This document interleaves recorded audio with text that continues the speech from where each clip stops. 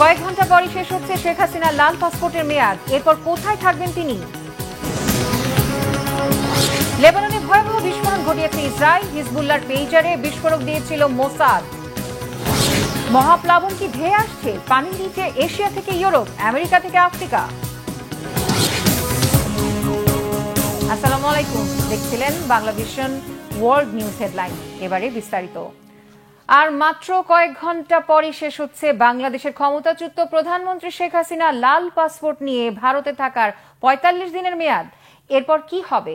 কোন আইনে ভারতে থাকবেন তিনি? কোন পরিচয়ে? সে বিষয়ে এখনো খোলাসা করে কিছু জানায়নি হাসিনা মিত্র ভারত। শেখ হাসিনাকে কি দেশে ফেরত পাঠানো হবে নাকি তৃতীয় কোনো দেশে পাঠিয়ে দেওয়া হবে? ভারতে রাখতে হলে কি হিসেবে থাকবেন? শেষ পর্যন্ত শেখ হাসিনার ভাগ্যে কি ঘটতে যাচ্ছে তা নিয়ে চলছে চুলচেরা নানা বিশ্লেষণ। বিস্তারিত মেহরাব হোসেন খানের ডেস্ক রিপোর্টে। ছাত্র জনতার গণ অভ্যুত্থানে ৫ আগস্ট তৎকালীন প্রধানমন্ত্রী শেখ হাসিনার পদত্যাগ আর ভারতে পালানোর পর তার কূটনৈতিক পাসপোর্টের বৈধতা নিয়ে কথা ওঠে। বাংলাদেশের রাজনৈতিক পট পরিবর্তনে ভারতে শেখ হাসিনার অবস্থান নিয়ে প্রশ্ন ওঠার পর ডক্টর মোহাম্মদ ইউনূসের নেতৃত্বাধীন অন্তর্বর্তী সরকার হাসিনার কূটনৈতিক বা লাল পাসপোর্ট বাতিল করলে তা আরও জটিল আকার নেয়। জানানো হয়েছে, কূটনৈতিক বিধি অনুযায়ী ভিসা ছাড়া সর্বোচ্চ ৪৫ দিন বৈধভাবে ভারতে থাকতে পারবেন শেখ হাসিনা। সেই হিসেবে ১৮ সেপ্টেম্বর ৪৫ দিনের সময়সীমা শেষ হলে শুক্রবার থেকে হাসিনা কোন আইনে ভারতে অবস্থান করবেন, তাকে কি অন্য কোনো দেশে বা বাংলাদেশে ফেরত পাঠানোর ব্যবস্থা করবে দিল্লি, নাকি ভিন্ন কোনো ব্যাখ্যা দিয়ে আশ্রয় দেয়া হবে ভারতে? মঙ্গলবার ভারতের পররাষ্ট্র মন্ত্রণালয়ের এক মুখপাত্রের বরাত দিয়ে জি নিউজ জানিয়েছে, কূটনৈতিক পাসপোর্টের বদৌলতে শেখ হাসিনার ভারতে থাকার মেয়াদ শেষ হলেও তাকে বাংলাদেশে পাঠানোর সম্ভাবনা নেই। এনডিটিভিকে দেয়া সাক্ষাৎকারে একই ইঙ্গিত দিয়েছেন ভারতের পররাষ্ট্রমন্ত্রী এস জয়শঙ্কর। তাহলে কোন আইনে ভারতে থাকবেন শেখ হাসিনা? কোন কোন মহলের যুক্তি, হয়তো তিব্বতের ধর্মগুরু দলাই লামার মতো হাসিনাকে সাময়িক রাজনৈতিক আশ্রয় দেয়া হতে পারে। প্রতিবেশী দেশে থাকা বা না থাকার বিষয়টি এখন হাসিনার পরম মিত্র ভারতের প্রধানমন্ত্রী নরেন্দ্র মোদীর সিদ্ধান্তের উপরই নির্ভর করে রয়েছে।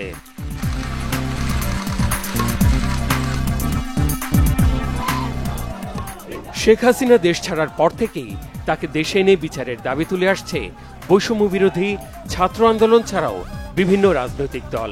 ছাত্র জনতা হত্যার দায়ে এরই মধ্যে ১০০রও বেশি মামলা হয়েছে পলাতক এই নেত্রীর বিরুদ্ধে। এমন অবস্থায় কোন আইনে তিনি ভারতে আছেন বিষয়টি খোলাসাও করেনি ভারত। এ নিয়ে কি ভারতের সাথে দ্বন্দ্বে জড়াবে ডক্টর ইউনূসের সরকার?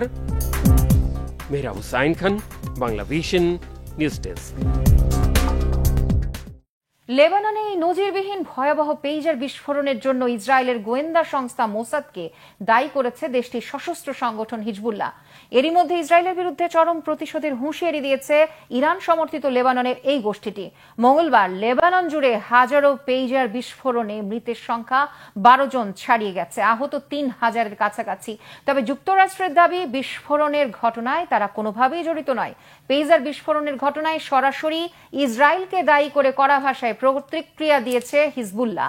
সংগঠনটির সামরিক শাখার বিবৃতিতে বলা হয়েছে, আক্রমণাত্মক এই আচরণের জন্য ইসরায়েল ও বিশ্বাসঘাতকদের চরম মূল্য দিতে হবে। স্থানীয় সময় মঙ্গলবার বিকেল ৩টা ৪৫ দিকে লেবাননের রাজধানী বৈরুতে প্রথম পেইজারে বিস্ফোরণ ঘটে।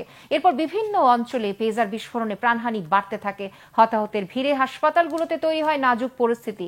আহতদের মধ্যে অন্তত ২০০ জনের অবস্থা গুরুতর। নিহত হয়েছে লেবাননের এমপি হিজবুল্লাহর নেতা আলী আম্মারের ছেলে। আহত হয়েছেন ইরানের রাষ্ট্রদূত মোস্তফা আম্বানি। নিউ ইয়র্ক টাইমসের প্রতিবেদনে দাবি করা হয়েছে, পেইজারের চালান তাইওয়ান থেকে পাঠানোর সময় এগুলো খুলে যান্ত্রিক কিছু পরিবর্তন আর বিস্ফোরক বসানোর কাজটি করেছে ইসরায়েল। এই বিস্ফোরণে যুক্তরাষ্ট্রের কোনো হাত নেই বলে জানিয়েছে মার্কিন প্রতিরক্ষা বিভাগ পেন্টাগন। আর মার্কিন পররাষ্ট্র দপ্তর জানিয়েছে, এ বিষয়ে তথ্য সংগ্রহ করা হচ্ছে। সেই সাথে আলোচনায় সংকট সমাধানের আহ্বানও জানিয়েছে মুখপাত্র ম্যাথিউ মিলার। এদিকে লেবাননে নজিরবিহীন এই বিস্ফোরণের পর প্রশ্ন উঠেছে, কি এই পেইজার? এর কাজ কি? এই পেইজারে কিভাবে ইসরায়েল বিস্ফোরক ঢুকিয়ে দিল? বিভিন্ন আন্তর্জাতিক সংবাদ মাধ্যম জানিয়েছে, পেইজার যোগাযোগের এক ধরনের যন্ত্র যা খুব উচ্চ কম্পাঙ্কের রেডিও তরঙ্গে কাজ করে।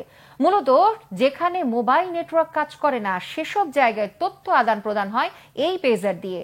আর কোন সংস্থা যাতে হিজবুল্লাহর গতিবিধি জানতে না পারে সেজন্য সংগঠনটির সদস্যরা এই পেজারের মাধ্যমে যোগাযোগ করে থাকে। হিজবুল্লাহর দাবি, ইসরায়েলের গোয়েন্দা সংস্থা মোসাদ খুব কৌশলে পেজারের মধ্যে বিস্ফোরক রেখে দিয়েছিল। ডেস্ক রিপোর্টে আরো জানাচ্ছেন মীর ফজলে রাব্বি। অন্য স্বাভাবিক দিনের মতোই প্রাত্যহিক কাজে ব্যস্ত ছিলেন লেবাননের সাধারণ মানুষ। নির্বিঘ্নেই চলছিল জনজীবন, কিন্তু হঠাৎই এক বিপর্যয়। একযোগে পুরো লেবানন জুড়ে হতে থাকলো একের পর এক বিস্ফোরণ, যেই বিস্ফোরণের নজিরবিহীন আলামত দেখে হতভম্ব পুরো বিশ্ব। একসঙ্গে কয়েক হাজার তারবিহীন যোগাযোগের ডিভাইসের বিস্ফোরণের শিকার হয়েছে লেবানন। ছোট্ট একটি ডিভাইস পেজার মুহূর্তেই কেড়ে নিল 9টি তাজা প্রাণ, আহত করল 3000-এরও বেশি মানুষকে। দখলদার ইসরায়েলের গোয়েন্দা সংস্থা মোসাদ অত্যন্ত সূক্ষ্ম পরিকল্পনার মাধ্যমে এই বিস্ফোরণ ঘটিয়েছে বলে জানিয়েছে স্কাই নিউজ আরাবিয়া। কিন্তু প্রশ্ন হলো, কি এই পেজার ডিভাইস, আর কিভাবেই বা কাজ করে এটি?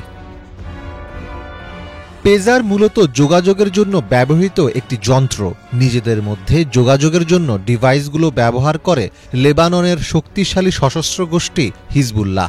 যেসব পেজারে বিস্ফোরণ ঘটেছে সেগুলো 5 মাস আগে লেবাননে যায়। তবে লেবাননে যাওয়ার আগে এই ডিভাইসগুলো ইসরায়েলের গোয়েন্দা সংস্থা মোসাদের হাতে এসেছিল, আর বিপত্তিটা ঘটে সেখানেই। অতি সূক্ষ্ম চালাকির মাধ্যমে পেজার ডিভাইস নিয়ে বিধ্বংসী এক পরিকল্পনা সাজায় ইসরায়েলের গোয়েন্দা বাহিনী। তারা ডিভাইসগুলোর ব্যাটারির ওপর অত্যন্ত উচ্চ বিস্ফোরক যন্ত্র PETN স্থাপন করে দেয়। এরপর দূর থেকে ব্যাটারির তাপমাত্রা বৃদ্ধি করে ডিভাইসগুলোতে গতকাল একযোগে সারা দেশে বিস্ফোরণ ঘটায়। কাতারের সংবাদ মাধ্যম আল জাজিরাকে লেবাননের একটি নিরাপত্তা সূত্র জানিয়েছে, ডিভাইসগুলোতে যে বিস্ফোরক স্থাপন করা হয়েছে সেগুলোর ওজন 20 গ্রামের মতো। আর যেসব পেজার বিস্ফোরিত হয়েছে সেগুলো 5 মাস আগে লেবাননে যায়। দূর থেকে কিভাবে এসব ডিভাইসে বিস্ফোরণ ঘটানো হলো সেটি তদন্ত করা হচ্ছে বলেও জানিয়েছে সূত্রটি। তবে ঠিক কতটি পেজার বিস্ফোরিত হয়েছে সেই বিষয়ে নির্দিষ্ট কোনো তথ্য এখনো কেউ দিতে পারেনি। ভয়াবহ এই হামলার জন্য চিরশত্রু ইসরায়েলকে দায়ী করেছে হিজবুল্লাহ। এই হামলার জন্য তাদের সমুচিত জবাব দেওয়া হবে বলেও জানিয়েছে ইরানপন্থী গোষ্ঠীটি। তবে এ বিষয়ে এখনো কোনো মন্তব্য করেনি ইসরায়েলি সেনাবাহিনী। অন্যদিকে লেবাননের এই ঘটনায় যুক্তরাষ্ট্র কোনোভাবেই জড়িত নয় বলে জানিয়েছে দেশটির পররাষ্ট্র দপ্তর। পাশাপাশি সুষ্ঠু তদন্তের তথ্য সংগ্রহ চলছে বলেও জানিয়েছে দেশটি। এই বিস্ফোরণের ঘটনার পর লেবাননের স্বাস্থ্য মন্ত্রণালয় জরুরি ভিত্তিতে বিপুল সংখ্যক আহতদের চিকিৎসা নিশ্চিত করতে সব চিকিৎসা কর্মীর ছুটি বাতিল করেছে এবং তাদের নিজ নিজ হাসপাতালে যেতে বলেছে। একই সঙ্গে তাদের পেজার ব্যবহার থেকে দূরে থাকতে বলা হয়েছে। স্বাস্থ্য মন্ত্রণালয় জানিয়েছে, নিহতদের মধ্যে 8 বছর বয়সী এক মেয়ে শিশুও রয়েছে। এছাড়া আহতদের মধ্যে প্রায় 200 জনের অবস্থা বেশ গুরুতর। হতাহতদের উদ্ধার করে হাসপাতালে নেওয়ার জন্য সারা দেশে 50টিরও বেশি অ্যাম্বুলেন্স এবং 300 স্বাস্থ্যকর্মী মোতায়েন করা হয়েছে। মীর ফজলে রাব্বি, বাংলা ভিশন। প্রায় 1 দশক পর প্রথমবার বিধানসভা নির্বাচনে ভোট হচ্ছে ভারত নিয়ন্ত্রিত জম্মু ও কাশ্মীরে। সহিংসতার আশঙ্কায় সর্বোচ্চ সতর্ক অবস্থায় আছে সেনা, পুলিশ সহ আইন শৃঙ্খলা বাহিনী। নরেন্দ্র মোদীর নেতৃত্বাধীন ভারতীয় জনতা পার্টি বিজেপি সরকার সংবিধানের 370 ধারা বিলুপ্ত করে জম্মু কাশ্মীরের বিশেষ মর্যাদা ছিনিয়ে 2টি কেন্দ্রশাসিত অঞ্চলে ভাগ করার পর এবারই প্রথম বিধানসভা নির্বাচন হচ্ছে সেখানে।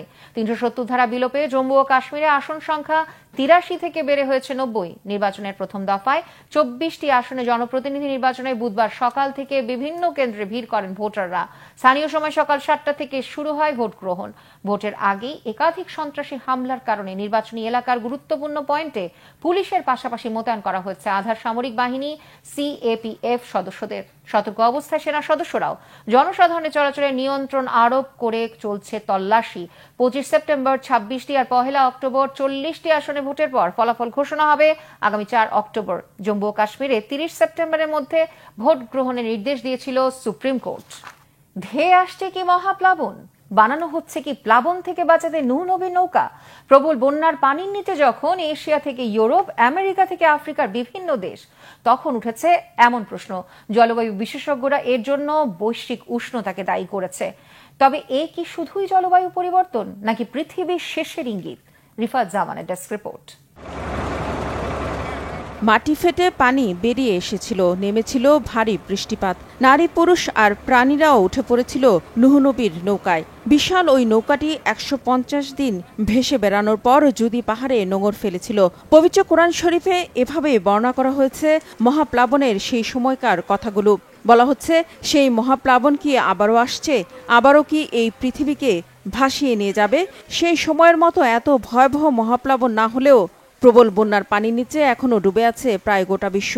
এশিয়া থেকে ইউরোপ, আমেরিকা থেকে আফ্রিকার বিভিন্ন দেশ এখন ডুবে আছে অথই পানির নিচে। ধনী বা গরিব কোনো দেশই এখন রেহাই পায়নি বন্যা থেকে। মহাপ্লাবনের মতো এখন নৌকাই তাদের একমাত্র ভরসা। গেল প্রায় ৩০ বছরের মধ্যে সবচেয়ে ভয়াবহ বন্যায় ডুবে গেছে ইউরোপের অস্ট্রিয়া, পোল্যান্ড, চেক রিপাবলিক, হাঙ্গেরি সহ বিভিন্ন দেশ। ঘরবাড়ি, রাস্তাঘাট, ফসলি জমি সবই এখন পানির নিচে। ইউরোপের ধনী দেশগুলোর অভিজাত শ্রেণীকেও এখন বাঁচার জন্য চড়তে হচ্ছে এমন প্লাস্টিকের নৌকায়। যে যেভাবে পারছে শুধু প্রাণটুকু নিয়ে আশ্রয় নিচ্ছে উঁচু কোনো জায়গায়। বিলাসী জীবন, দামি গাড়ি, বাড়ি সব পানির নিচে। এমন ভয়াবহ পরিস্থিতিতে অনভ্যস্ত পোল্যান্ডবাসীর দিন কাটছে আতঙ্কে। আমি সারা রাত জেগে থাকি, ভয়ে ঘুমাতে পারি না। বাড়ি পানিতে ডুবে গেছে। ১৯৯৭ সালের পর এমন বন্যা আর দেখিনি। আমি মধ্যরাতে জেগে উঠি কারণ আমার সন্তান ভয় পাচ্ছিল। আমি তাকে একটু শান্ত করার চেষ্টা করেছি, কিন্তু প্রবল বাতাস আর এত পানি দেখে সে ভয় পেয়ে গেছে। বন্যা আক্রান্তদের উদ্ধারে ইউরোপের দেশগুলোতে কাজ করছে সেনা ও নৌবাহিনীর সদস্যরাও। ইউরোপে বন্যায় এ পর্যন্ত ২০ জনেরও বেশি প্রাণহানি হয়েছে। শুধু ইউরোপ নয়, ঘূর্ণিঝড়, প্রবল বন্যা আর ভূমিধস দেখা দিয়েছে এশিয়ার দেশ চীন, ভিয়েতনাম ও মিয়ানমারেও। বন্যায় মিয়ানমারে মৃত্যু হয়েছে ২৫০রও বেশি মানুষের। এখনও নিখোঁজ অনেকে। দেশটিতে ঘরবাড়ি হারিয়ে আশ্রয়হীন হয়ে পড়েছে ৩,২০,০০০-এর মতো মানুষ। ভিয়েতনামেও মৃতের সংখ্যা ২০০ ছাড়িয়ে গেছে। বন্যা দেখা দিয়েছে যুক্তরাষ্ট্রের বিভিন্ন প্রদেশেও। বন্যার পানির নিচে তলিয়ে গেছে আফ্রিকার দেশ নাইজেরিয়া। দেশটিতে বন্যায় প্রাণহানি হয়েছে অন্তত ৫০ জনের। ক্ষতিগ্রস্ত কমপক্ষে ১০ লাখেরও বেশি মানুষ। প্রায় গোটা বিশ্বে এমন প্রাকৃতিক দুর্যোগ আর প্রবল এই বন্যার জন্য বৈশ্বিক উষ্ণতা বৃদ্ধি আর জলবায়ু পরিবর্তনকে দায়ী করেছেন বিশেষজ্ঞরা। তারা বলছেন, এখনই মহাপ্লাবন না হলেও বন্যা পরিস্থিতি আরও ভয়াবহ হতে পারে। আর তা থেকে রক্ষা পেতে মানুষকে পরিবেশ রক্ষায় সতর্ক হওয়ার পরামর্শ দিয়েছেন তারা। রিফাত জামান, বাংলাভিশন নিউজ ডেস্ক। সম্প্রতি ইসরায়েলে হুতিদের হাইপারসনিক মিসাইল হামলায় কোনো ধরনের সংশ্লিষ্টতা অস্বীকার করেছে ইরান। দেশটির প্রেসিডেন্ট মাহমুদ পেশেশকিয়ান জানিয়েছেন, ইরান হুতিদের ওই হাইপারসনিক মিসাইল সরবরাহ করেনি, গোষ্ঠীটি নিজেরাই তা উদ্ভাবন করেছে। এদিকে ইরান না চাইলেও যুক্তরাষ্ট্র জোর করে যুদ্ধ চাপিয়ে দেওয়ার চেষ্টা চালাচ্ছে বলে অভিযোগ করেন পেশেশকিয়ান। ডেস্ক রিপোর্টে বিস্তারিত। গত রবিবার প্রথমবারের মতো শব্দের চেয়ে অধিক গতিসম্পন্ন হাইপারসনিক মিসাইল দিয়ে ইসরায়েলে হামলা চালিয়েছে ইরানের মদতপুষ্ট ইয়েমেনের হুতি গোষ্ঠী। তাতে অন্তত ৯ ইসরায়েলি আহত হন। ওই হামলার সঙ্গে ইরানের সংশ্লিষ্টতা আছে বলে অভিমত অনেক রাজনৈতিক বিশ্লেষকের। তাদের মতে ইরান হুতিদের হাইপারসনিক মিসাইল অথবা তা বানানোর প্রযুক্তি দিয়েছে। তবে এমন দাবি সরাসরি প্রত্যাখ্যান করেছেন ইরানের প্রেসিডেন্ট মাসুদ পেজেশকিয়ান। তেহরানে এক সংবাদ সম্মেলনে তিনি বলেন, ইরান হুতিদের হাইপারসনিক মিসাইল দেয়নি। ইরানেরও হাইপারসনিক মিসাইল আছে, তবে হুতিরা যেটি দিয়ে ইসরায়েলে হামলা চালিয়েছে সেটি একেবারেই আলাদা। দীর্ঘকাল পরীক্ষা নিরীক্ষার মাধ্যমে হুতিরা নিজেরাই নিজেদের মিসাইলটি উদ্ভাবন করেছে বলে দাবি করেন তিনি।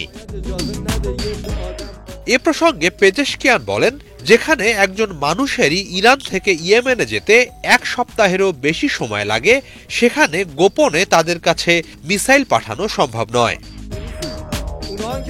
সংবাদ সম্মেলনে গাজা যুদ্ধ প্রসঙ্গে পেজেশকিয়ান বলেন, গাজায় ইসরায়েলি গণহত্যার বিরুদ্ধে সোচ্চার হুতি ও ইরানিরা।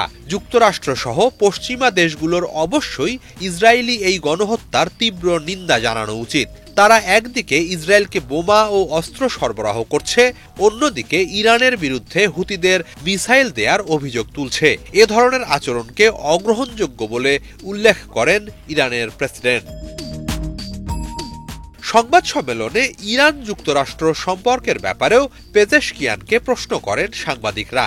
এর উত্তরে তিনি বলেন, ইরান সংঘাতের চেয়ে শান্তিকেই অগ্রাধিকার দেয়। পরমাণু কর্মসূচি নিয়ে যুক্তরাষ্ট্রের সঙ্গে বিরোধ মিটিয়ে ফেলতে চায় তারা। তেহরানের পরমাণু বোমা বানানোর উদ্দেশ্য নেই উল্লেখ করে তিনি বলেন, যুক্তরাষ্ট্রই ইরানের সঙ্গে করা পরমাণু চুক্তি থেকে বেরিয়ে গিয়ে নানা ধরনের হুমকি ও নিষেধাজ্ঞা দিচ্ছে। তেহরান না চাইলেও যুদ্ধ চাপানোর চেষ্টা করছে ওয়াশিংটন। সম্পর্ক স্বাভাবিক করতে চাইলে যুক্তরাষ্ট্রকে এই অবস্থান থেকে বেরিয়ে আসার আহ্বান জানান Masoud Pezeshkian. Hijal Zobayer, Bangla vision. বিতর্কিত তাইওয়ান প্রণালীতে যুক্তরাষ্ট্র সহ পশ্চিমা দেশগুলোর জাহাজ চলাচলের বেশ কিছু ভিডিও প্রকাশ করেছে চীন। এসব জাহাজের উপর বেইজিং কড়া নজরদারি চালাচ্ছে। চীন থেকে তাইওয়ানের বিচ্ছিন্ন হওয়ার তৎপরতায় যুক্তরাষ্ট্র বা অন্য কোনো দেশের উস্কানি মেনে নেওয়া হবে না, বরং প্রতিহত করা হবে। নজরদারিমূলক এইসব ভিডিও প্রকাশের মধ্য দিয়ে সেই বার্তাই দেওয়া হয়েছে বলে মত বিশেষজ্ঞদের। হিজল জোবায়েরের ডেস্ক রিপোর্ট। সাম্প্রতিক বছরগুলোতে তাইওয়ান প্রণালীতে বিদেশি জাহাজ চলাচলের বেশ কিছু ভিডিও প্রকাশ করেছে Chinese People's Liberation Army PLA এর ইস্টার্ন থিয়েটার কমান্ড। মঙ্গলবার মিড অটাম ফেস্টিভ্যাল উপলক্ষে এসব বিরল ভিডিও প্রকাশ করা হয়।